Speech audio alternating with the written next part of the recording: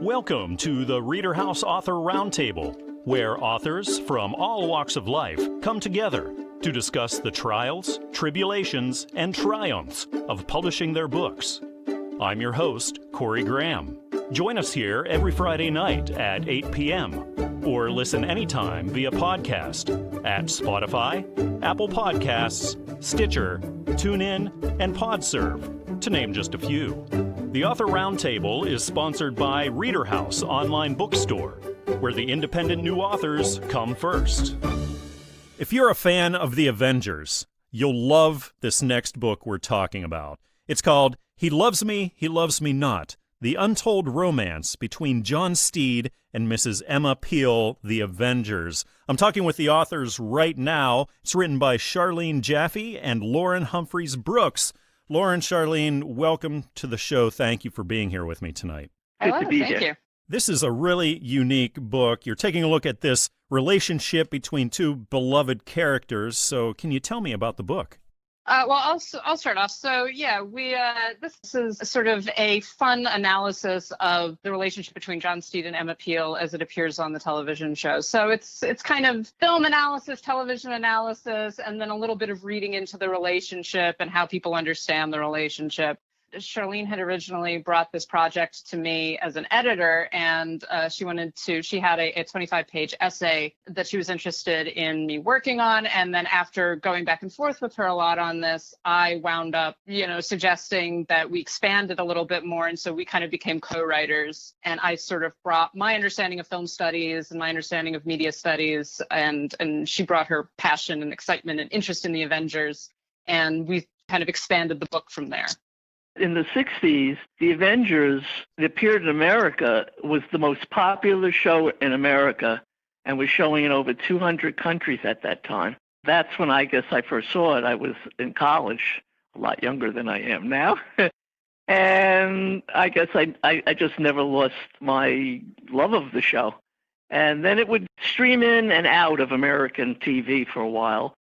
And then it came back, and I'm not quite sure why I decided to write about it, but I have about 18 books, so I was reading first. And then I guess it just took off. Very luckily, I found Lauren. And Lauren's made all the difference. She's a very wonderful writer and very, very knowledgeable about the entire series. So it was just kind of a lot of fun to write about something that you really loved. Yeah, it sounds like the collaboration between the two of you was really smooth. I think it was. I don't know. Lauren, I'll cover my ears if you want to tell them something else. Yeah, no, it was. It was, like I said, it was a lot of back and forth, and there was a lot of discussion about how we wanted to approach it, how we wanted to approach the topic. We did want to make it a little more serious. So like I say, it's fun, but it is more trying to get into, what proof is there within the context of the show about their relationship, and why does this particular relationship on the Avengers mean so much to so many different fans. And that's one of the things that I've experienced as a fan of the Avengers, as someone who's just enjoyed watching the show, is that one of the major things that attracts most fans to it is particularly the relationship between John Steed and Emma Peel. And that was what we decided to focus on. Although we do go into things like Steed's characterization, Kathy Gale's characterization, and then also some of the later partners that Steed has, sort of as a point of comparison to the way that he works with Emma Peel and what that means. The key for most Americans, though, was that combination of John Steed and Emma Peel. Emma Peel, played by Diana Rigg, and John Steed by Patrick McNee, and their chemistry, which was just amazing, the chemistry between the two actors that really kind of made people want to watch that show and see how that relationship as characters developed.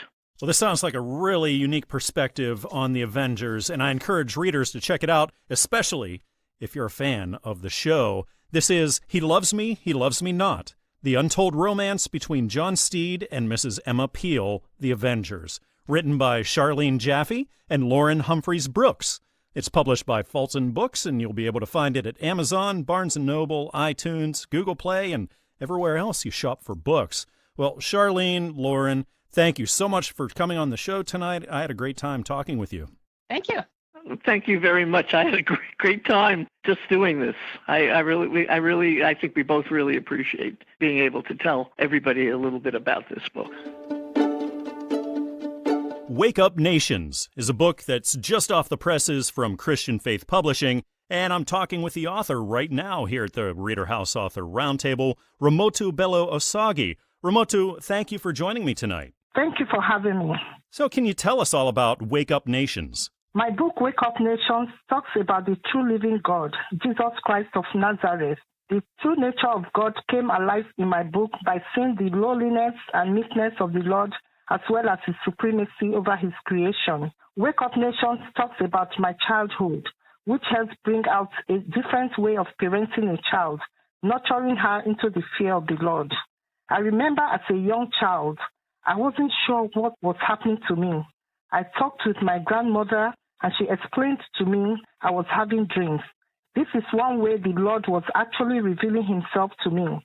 As I grew much older, I literally saw God in visions, especially in various places of worship, walking down the aisle, or standing in front of a group of people, or helping those in need. This happened over a long period of time. You may have heard about it or read about it, that people see God, but I actually experienced it. It's hard to capture it in one's mind. That is why it was so important to compile these revelations in a book. In these trying times of this pandemic, Wake Up Nations is here to give hope to the helpless, and that Christ is risen to redeem souls from destruction. Who would you say is your target audience for this book? My target audience, that's a very good question. My target readers are in three categories. The first category are those who believe in God. Wake Up Nations will help them in their daily walk with the Lord. While the second category are the atheists. My book will awaken them to see the truth in God's word. Wake Up Nations is a confirmation to that effect. And then the third category are the go-betweens, that is the idol worshippers or the idolaters. Wake Up Nations will help tilt their beliefs towards the true living God, who is Jesus Christ. Is this the first time you've been published? Yes, this is my first published book. Well, congratulations on that. Thank How's you. it feel now that you're a published author?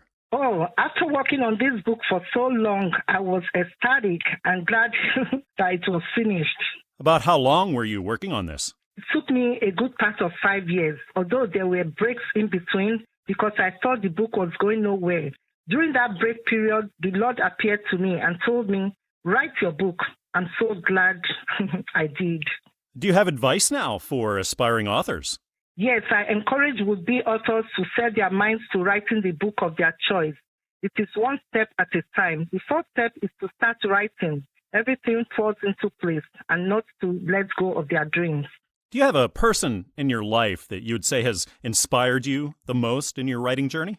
To tell you the truth, the Lord God Almighty inspired me. I almost gave up writing when he intervened and appeared to me and commanded me to write my book. I want to say a big thank you to him for his moral, emotional, and financial support. I was going to hide under the accounts of Apostle Paul, Peter, James, and John because I felt people might not believe my account. Then the Lord told me, write your own, meaning write your own account of what you have seen. I encourage listeners to check this out. The book is Wake Up Nations by Ramotu Bello-Osagie, published by Christian Faith Publishing. You can find it on Amazon, Barnes & Noble, iTunes, and everywhere else you shop for your reading material. Well, Ramotu, thank you for joining me tonight. It was great chatting with you. Thank you very much. Animals go to music class in author Joanne Dale's new book, Robbie Robin Learns to Sing. I'd like to welcome Joanne to the ReaderHouse Author Roundtable right now. Thank you, Joanne, for being here tonight. Oh, thank you. I know I'm going to enjoy it. As am I. So can you tell me about Robbie Robin Learns to Sing? Well, it's a little book about a robin who finds himself at one of those stages when he gets petrified when he's in singing class and he cannot sing. His instructor, Mr. Owl, tells him how that he thinks he can think about it and hope that he'll come back with the solution, and he does. Where did the idea for this book come from? I I'm not sure that there was any specific thing. I love birds, and music has always been a big part of my life, so it just kind of evolved. Is this the first book you've written or the first time you've been published? Well, I did a lot of self-publishing, family things, family trivia that everybody likes to hear, a lot of pictures and things like that. But this is the first actually published book, yes.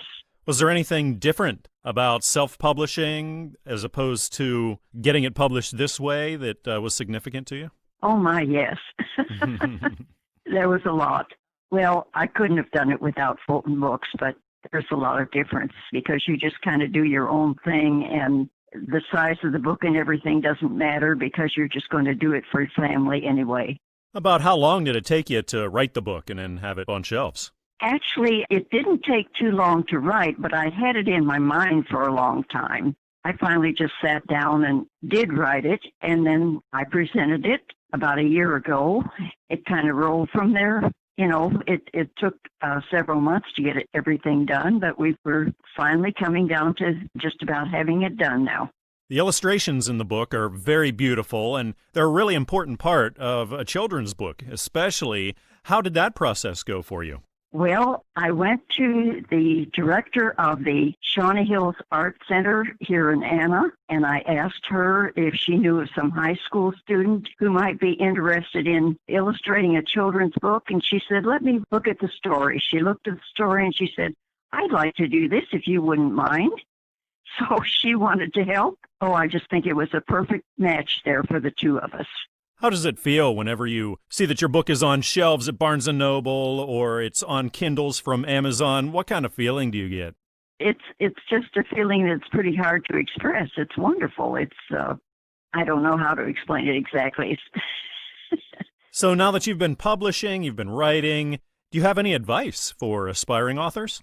I think they should think about it as an adventure, as something that's going to be a good thing in their life, happy thing. Start writing down little ideas. When you think you've got enough ideas together, then sit down and make your first draft. Don't stop there, but rewrite until you're sure it's the way you want it.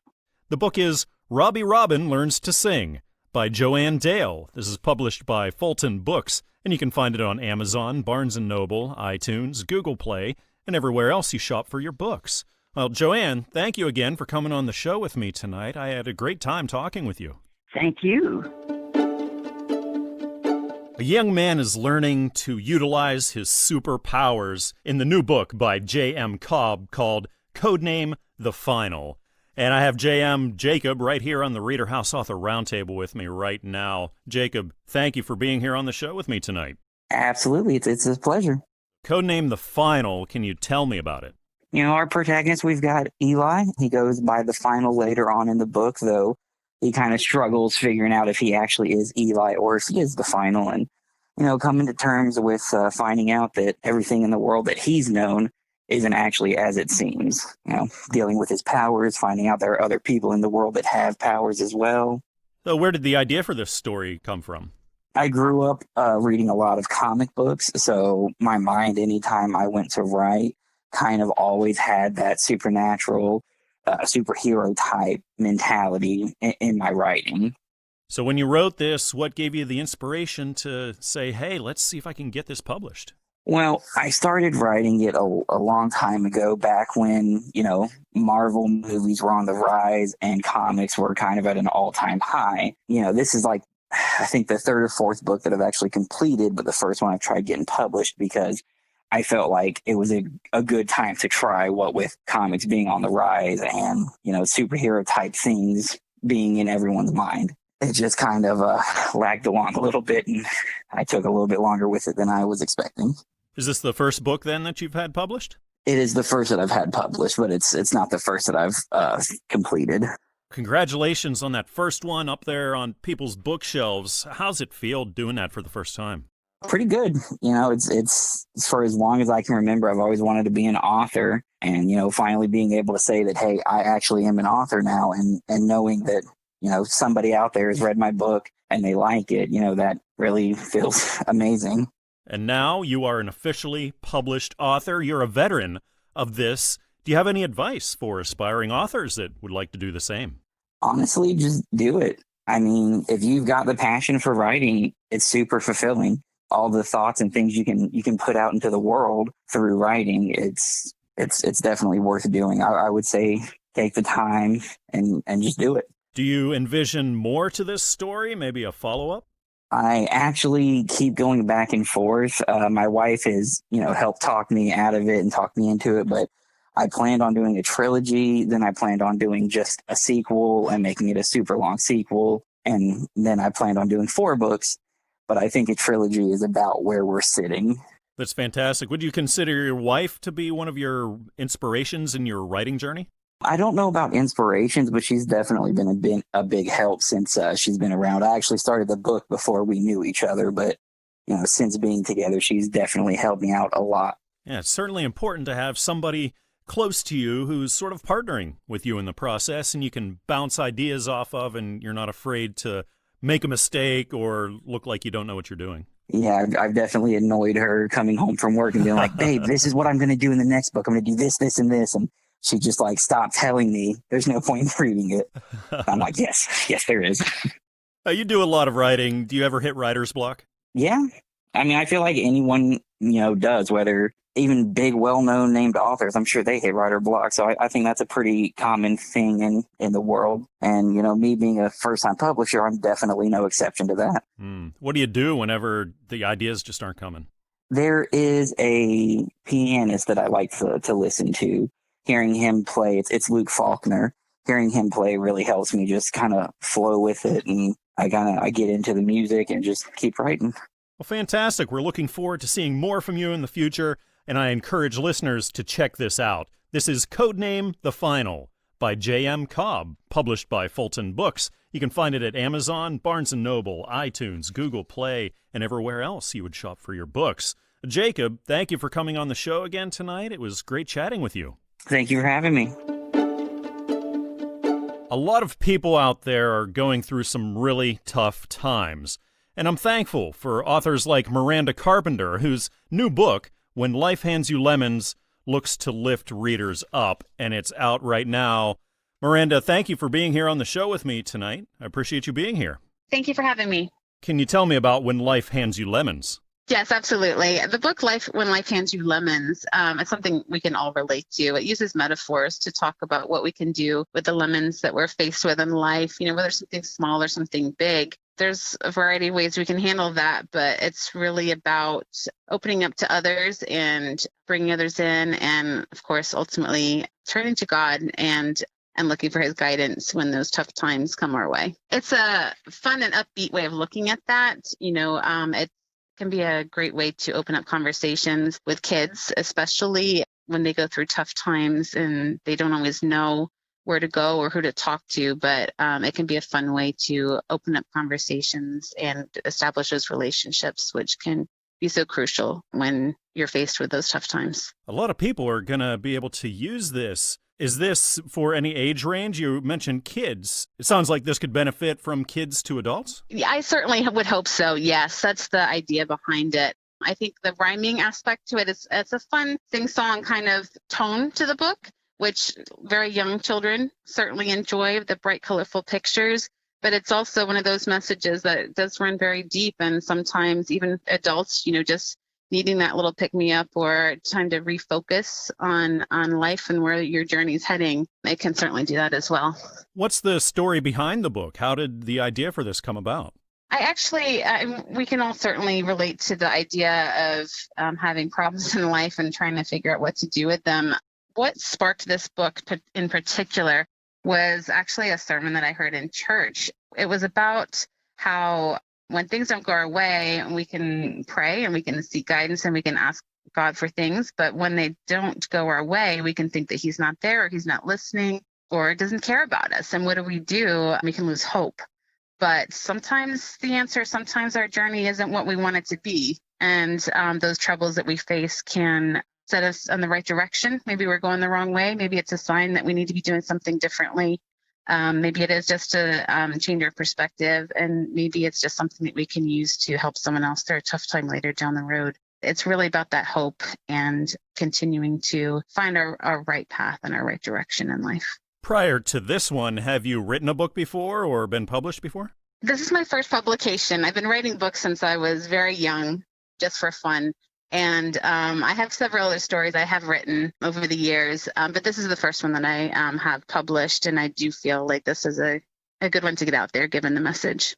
And it's a milestone. Congratulations. It's such a big deal getting published and getting it out there for the world. How do you feel about that? It's very exciting. It's certainly a dream come true. Like I said, when I was very young, I would dream of becoming an author. It's something special, certainly, to see your name in print and to see your book available in stores and online, and hearing from people who've read the book and sharing what it's meant to them or meant to their kids. And it certainly means a lot. There are a lot of people out there who have a story to tell, who want to write a book, but they just haven't gotten started yet. What advice would you have to aspiring authors? Don't give up. It's certainly tough. I mean, sometimes it's easy to write a book. It's certainly another thing to take the time involved to get it published. It's not always an easy process. It's about finding the right publisher with the right story at the right time and making, if a publisher doesn't take your book, it doesn't mean your book's no good. It might just be not what they're looking for at that time. This book is When Life Hands You Lemons by Miranda Carpenter, published by Christian Faith Publishing. You can find it on Amazon, Barnes & Noble, iTunes, and everywhere else you shop for your books. Well, Miranda, thanks again for coming on the show tonight. I had a great time talking with you. Thank you so much. It was my pleasure. Readers will find themselves thrust into 12th century war-torn Spain in the new book, The Valley Beyond, A Daughter's Bond. The author is T.S. Nichols, and I'm talking with him right now here on the ReaderHouse Author Roundtable. T.S., thank you for joining me tonight. Thank you for having me. Oh, can you tell me what your book is all about? Sure. This is a story about a young girl named Lucia. At the age of 13, she inherits the title of Countess from the presumed death of her father while he was on crusade in the Holy Land. In addition, she inherits several additional titles and a vast amount of wealth from her mother, who dies while giving birth to Lucia. Now, her wealth is coveted by the antagonist in the story. This is the Count of the bordering realm next to hers. He needs Lucia's wealth to raise an army to take the throne of Castile in order to plunder the vast riches that lie in the south in Al-Andalus, the home of the Moors, and plots her demise to accomplish this. Now, this story is set against the backdrop of the ongoing wars against the Moors in late 12th century Spain. Lucia is challenged by her lack of maturity, assassination attempts, the love of her dear friend Isabella, befriending a Moor, a love interest of the French knight, and the ongoing questions concerning her deceased mother. These questions lead her to a duchy in France, only if she can survive her travels beyond the Pyrenees. By the way, this novel is part of a planned trilogy. Did you have a group of readers in mind when you wrote this? I guess a target audience? Sure, my target readers are anyone who enjoys a good historical fiction novel. I wrote this novel to be an easy read for anyone who enjoys a good book to take with them to the beach, or perhaps on a plane, or just enjoying a good read during the evening with a glass of wine at home in their easy chair. The main title of the book, The Valley Beyond, is representative of how Spain struggled to take back their country one area at a time in the long war of both defeat and conquest, which lasted over 400 years. Historical fiction sounds to me, considering the amount of research, would take a long time to write. How long did this one take you? After several years of research, it took me about 2 years of writing and editing to complete the novel. Is this your first published book? Yes, it is, and hopefully not the only book that I published. I have other books in mind, as a matter of fact. Well, congratulations on getting your first one published. It's such a big accomplishment. Do you have any advice now that you're a veteran of the process? Yes, I would say go after your dream. With determination, a certain amount of self-discipline, a lot of hard work, you can fulfill your dream of being an author. Now, that being said, it is difficult for a first-time writer to find an agent in a publishing company. However, don't give up. There are many avenues out there for you to explore, such as the traditional avenue of finding a publishing agent that may land you a big contract, which realistically is highly unlikely. Then there's the world of self-publishing, where you essentially become your own publisher. And finally, there exists the hybrid publishing world that is the bridge between self-publishing and traditional publishing. I urge everyone to explore all three of these avenues to find the best one that works for you. Can you think of a person in your life that has most inspired you or most encouraged you during your entire writing journey? First of all, I knew that I wanted to try writing in my retirement. At the wedding of my youngest daughter, a dear family friend, who was a person who inspired me, who had been a literary critic, I told her my desire to write. By that time, I had already devised a plot line. Now, she listened carefully to the plot of my story and told me that I should definitely write it and encouraged me on. And along with my wife, who has nicely handled all the computer malfunctions and also served as a second reader for editing purpose. So where did the idea for this story come from? Are you a historical fiction fan or just a fan of history in general? I've always enjoyed reading stories of medieval times when I was young, the stories of chivalry in a bygone era. I remember reading the classic Ivanhoe by Sir Walter Scott. They got me interested in the time period. Also, current authors such as Sharon Newman have also influenced me.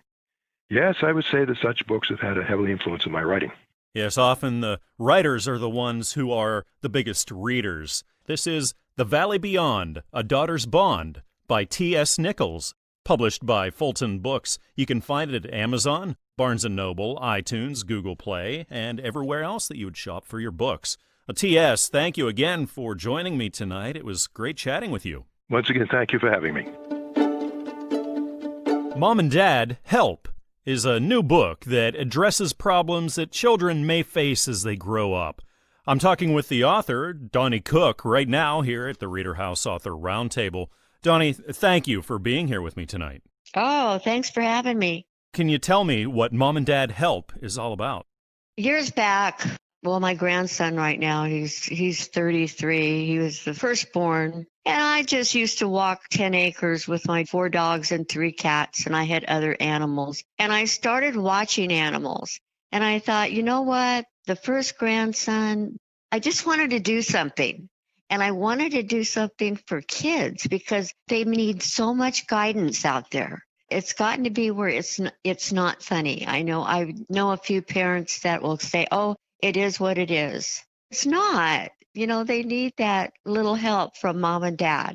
Mom and dad could laugh at the cute little things, but when they do those cute little things when they get older, they're not so cute anymore. My grandson goes into the service, and the first thing they give him is a pack of cigarettes. And that's the rabbit. His name is Jared. And I thought, you know what? That's not right. Anyway, I thought smoking, the secondhand smoke, was not good. And we know it's not good.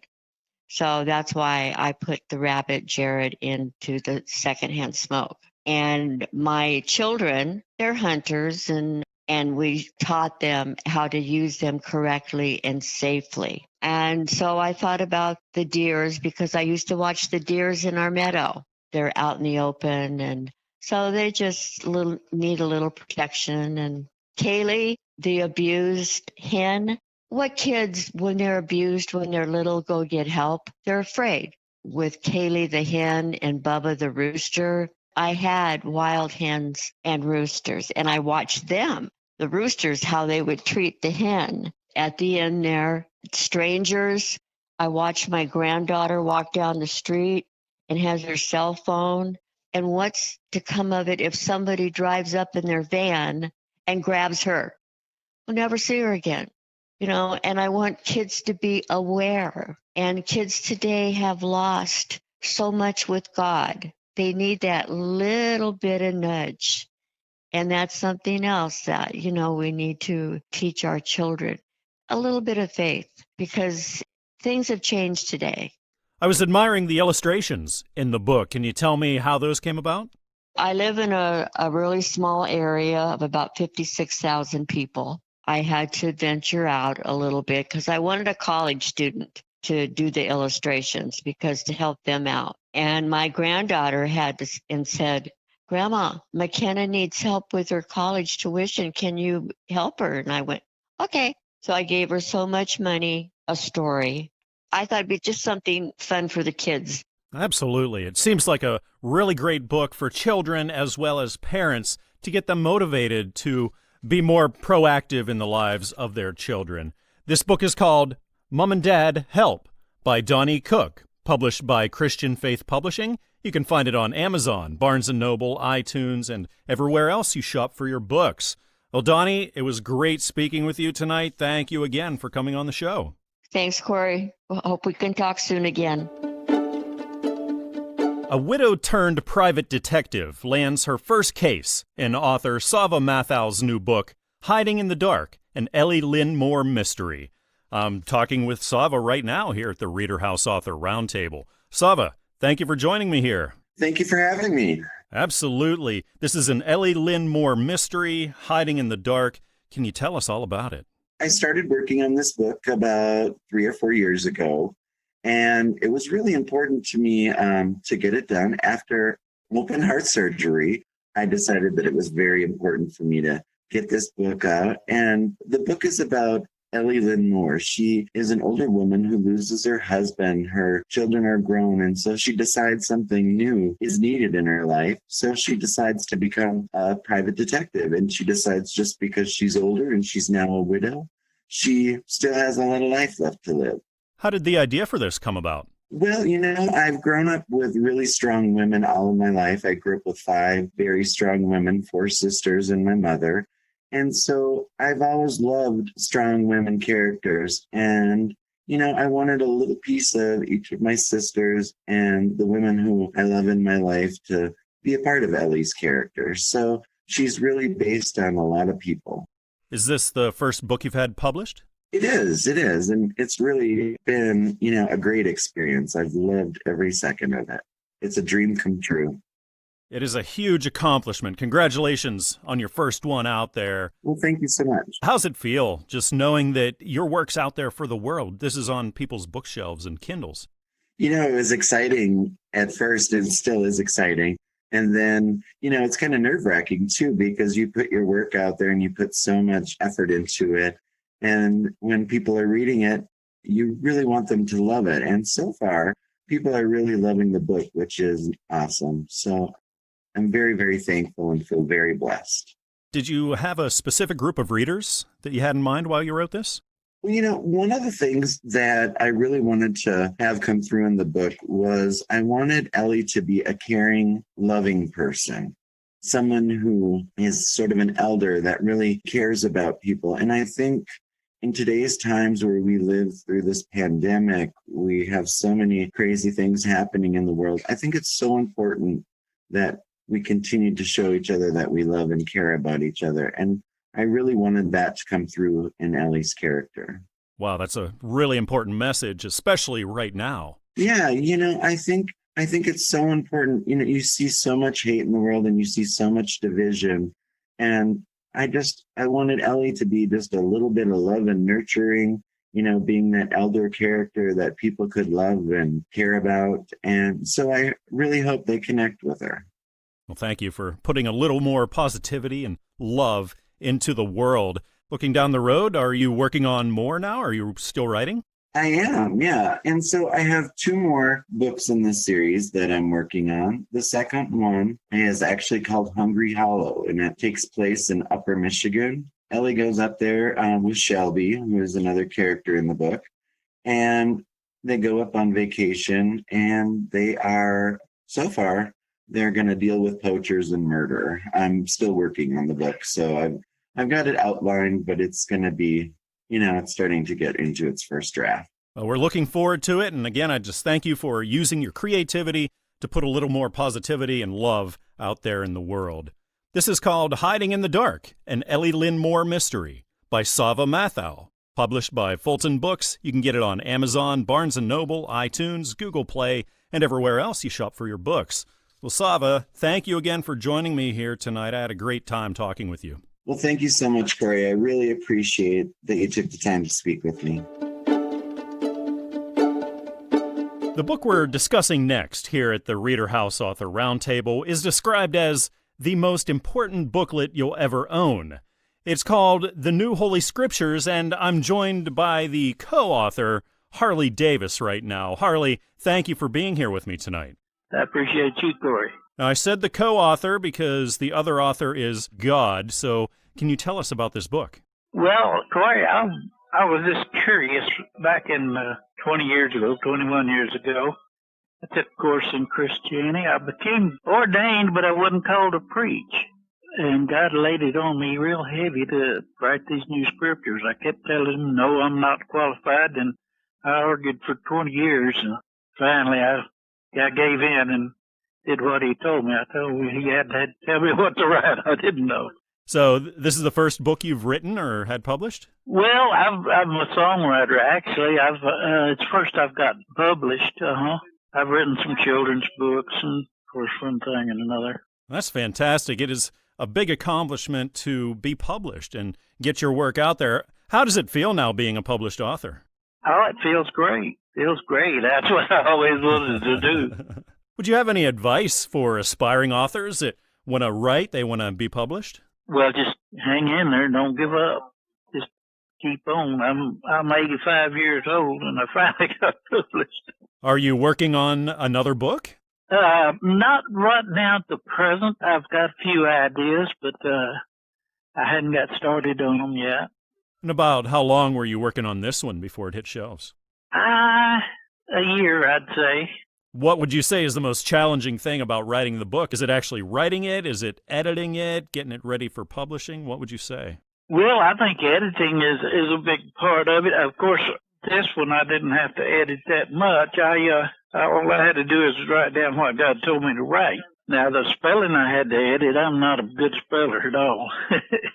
Everything about it is kind of challenging sometimes. It is. It is. Now, I said this book has been described as the most important booklet you'll ever own. Can you talk about that? Well, I think what God wants us to do, there's some of us just gets in a religious rut.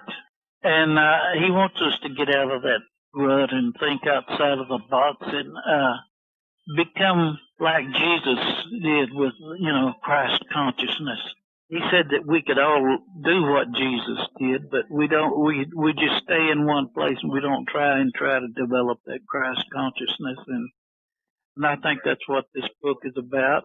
I don't know. I'm going to have to go back and study it again myself to make sure, but it's what I kind of got out of it. So what sort of a reader are you? Often writers are the biggest readers, so I assume the Bible. Yeah, and anything progressive, that's positive. I was born upside naked and upside down naked and in debt, and I try to get a positive attitude as much as I can, and that's what I like to read, something that's very positive.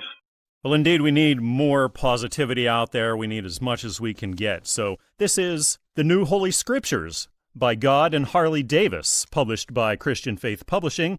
You can find it at Amazon, Barnes & Noble, iTunes, and everywhere else you pick up your reading material. Well, Harley, thank you for being here today. It was great chatting with you. Thank you, Corey, and you have a blessed day. A young child finds an enchanting friend at the ocean in author Jim Mackin's new book, Luna and the Seagull. I'm joined by Jim right now here at the ReaderHouse Author Roundtable. Jim, thank you for being on the show tonight. Well, you're welcome. My pleasure. Thanks for having me. Luna and the Seagull sounds like a really interesting book. Can you tell me about it? Yeah, it's actually was inspired by my granddaughter, whose name is Luna. The first part of the story, she visits Florida with her parents at Christmas to see her Aunt Jessie. These are all real people. She spots a seagull and points at it. That inspired me to write the book. In the book, she wonders why it is that the seagull can fly, but she can't.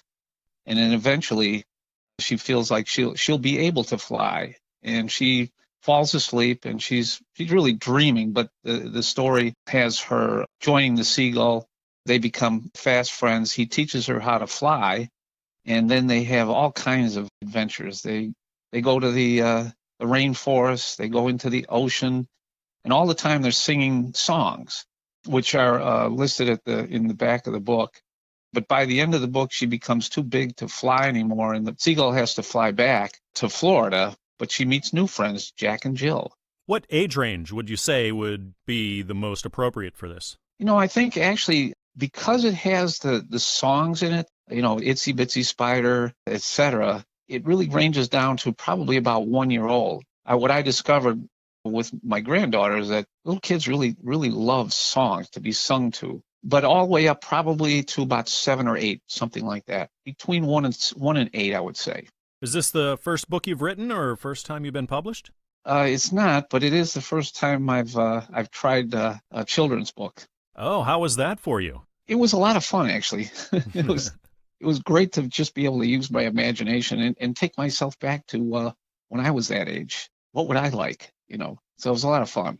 A big part of children's books is the illustrations. How did that go?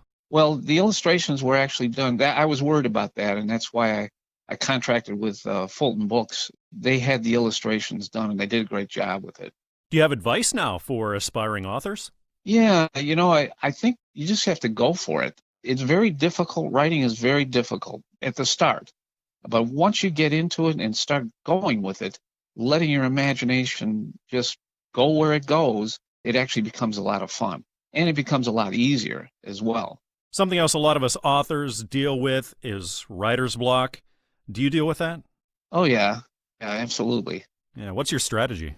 I just let it go for a while. Then eventually I'll come back to it. I have another book that I wrote.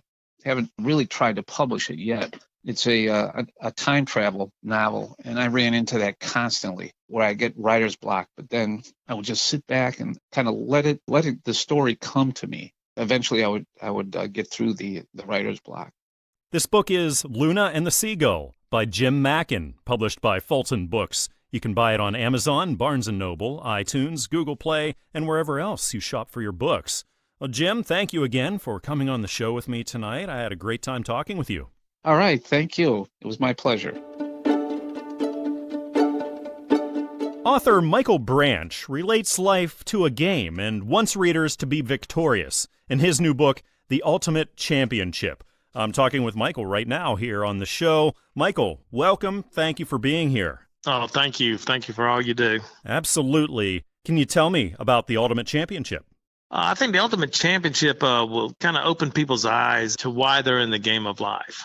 And what inspired you or gave you the idea to write this? Well, I was coaching for many years. I've been a teacher and a coach, and I was in Charleston when the tragedy happened at the Emmanuel AME Church. And I really wanted to get young people out of their rooms, off the video games, and get them back into the game of life and kind of make a personal playbook to help guide them. Is this the first book you've had published? Yeah, this is the first book I've had published. I've had some poems published before in the Library of Congress, but this is the first book I've worked on. Oh, congratulations on getting that one out there. How does it feel being a published author now? It's kind of humbling. My wife and my daughter were really excited to see it in print and available on the internet and stuff. So I'm very excited, very, very excited. And it looks like a book that's going to help a lot of people, but did you have anyone in specific in mind, a sort of a target audience? Yeah, my target audience, it really could be anyone, but mainly I wanted to get young people, Christian athletes, back involved in the church. I mean, we need those skills. We need their abilities to get back involved in their local church and stuff. Some people can sing, some people can preach, some people can teach. My school, my church, has me cut the grass. So now that you've been publishing, do you have any advice for upcoming authors? Oh, yes. I'd say stick to your dreams. Make notes and then keep your notes and then go through them and keep going along with your notes and, to make it a reality one day. When it comes to this book, your first nonfiction published work, how long did it take you to put together and then get on shelves? Well, I spent a lot of time driving. I was driving back and forth to Charleston, and I would listen to Christian radio stations, and I would write down notes, points that I would hear and things, and I kept those notes. So about a year, I guess, from the time I started taking notes to the book actually being published. Are you going to continue to write? Are you considering publishing more? Down the road, I do have another idea that I would like to maybe work on and get published. So we'll see how that goes. Can you think of a person in your life that's most inspired you or most encouraged you along your writing journey?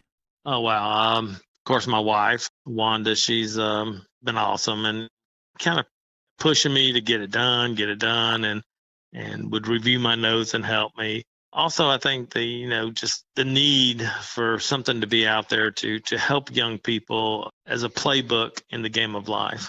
Were you ever stuck for an idea when you were writing this, a writer's block situation, and then how did you get through it? Going back to the book's a faith-based book, so I think I would get stuck in what I wanted to try to say. but I would go back to scripture, and it was like, just gave me the words to meet what I needed to say in the book. Now, as we close here, is there one statement that you'd like readers to know about this book? Look at it, share it, whatever you have to do to get young people, anyone who's in isolation, to get them back into the game of life.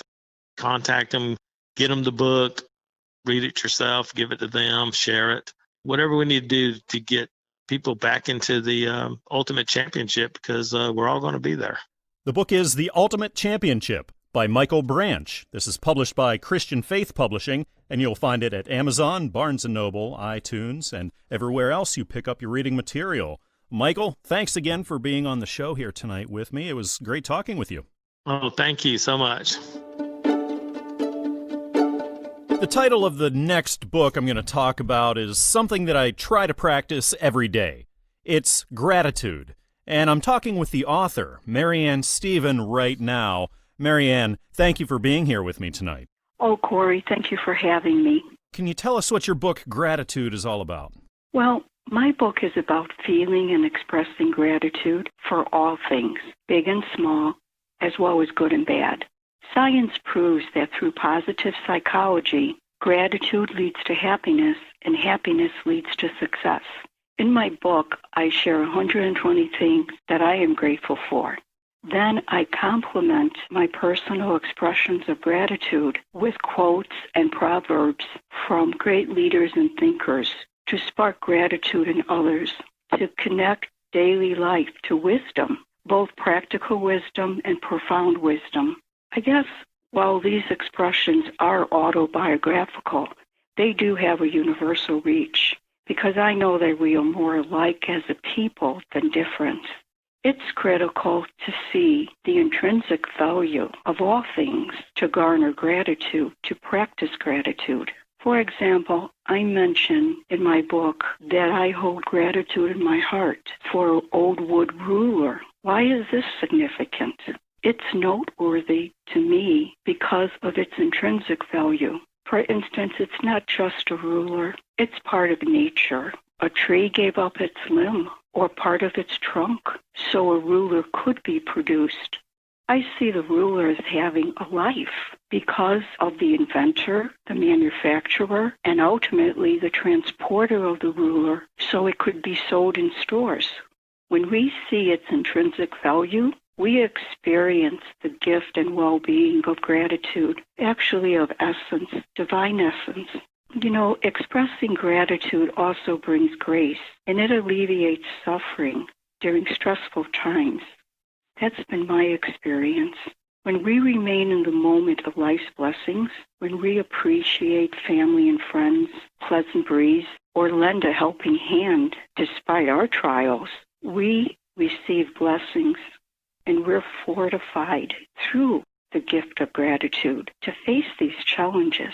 I find that I ultimately feel better and feel grounded during the difficult times I experience when I pause to be grateful. People have said that my book is the kind of book you pick up again and again for spiritual nourishment. I've also heard that it deepens gratitude within. But I tell you, I feel blessed to have written it.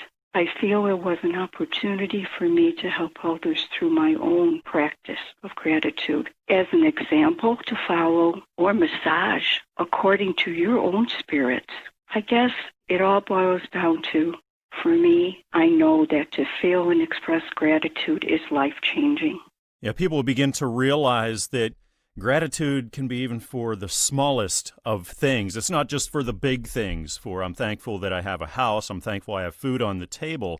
It's also for the smaller things. It's really, really important. Well, Marianne, thank you again for writing this. This is Gratitude by Marianne Stephen, published by Fulton Books. You can find it on Amazon, Barnes & Noble, iTunes, Google Play, and everywhere else you shop for your books. Marianne, thanks again for being here tonight. It was fantastic talking with you. Oh, it was my pleasure, Corey. Have a great evening. We hope you enjoyed this edition of the ReaderHouse Author Roundtable, where authors from all walks of life come together to discuss the trials, tribulations, and triumphs of publishing their books. We hope to see you back here every Friday night at 8 p.m. or listen anytime via podcast at Spotify, Apple Podcasts, Stitcher, TuneIn, and PodServe, to name just a few. The Author Roundtable is sponsored by ReaderHouse Online Bookstore, where independent new authors